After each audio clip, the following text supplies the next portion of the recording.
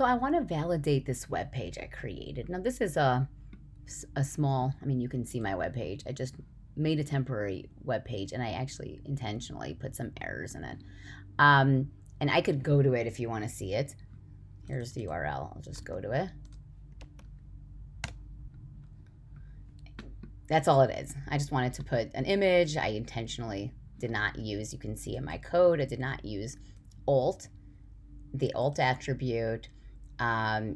Yeah, you can look at it. And I added an extra close paragraph. I wanted to put some errors in it.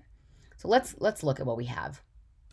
When I go to validate it, I put in the URL, I hit check, and I get a warning. The warning is a which is language attribute to the HTML start tag to declare the language of this document. Oh, consider adding it. So I am going to consider it, and actually I'll do it.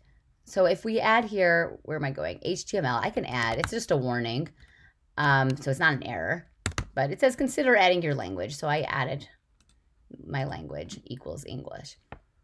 All right, now my next error is, and you can see the lines. So this first one was the lang, to consider, adding this language, but it's just a warning. The important things to pay attention to are the errors. And I have two errors on the validating this page. The first one is from line 8, no P element in scope, but there's a PN tag. So there's a PN tag, but there's no element. It even shows me a screenshot, but I'm going to go to line 8. So if I look at my code, it's actually lined. So line 8 is here, and it says there's a PN tag, but there's no P element. Now the reason, it's because this P close one already closed this. And so what it's saying is there needs to be an open P element somewhere. You have a close, but there's no P element, which actually really just means that I have an extra one because I'm closing something, but I didn't open it. So either I need to open another paragraph, or in my case, it was, I'll say accidentally, although it wasn't accidental because I just put it in. But there was accidentally this close P tag. So that was what that one meant. No P element in scope, but a P end tag is seen. So we got rid of that end tag. Now my next one is I also intentionally left out alt, which we know we should really have an alt attribute. And you can see an image really needs to have an alt attribute. So I'm going to add it back in. That's that error. So I'm going to put it in, and I'm going to put alt equals guinea pig picture. Now I'm going to save this. I'm going to re-upload it. Let me refresh. I'm going to double click. I'm going to overwrite.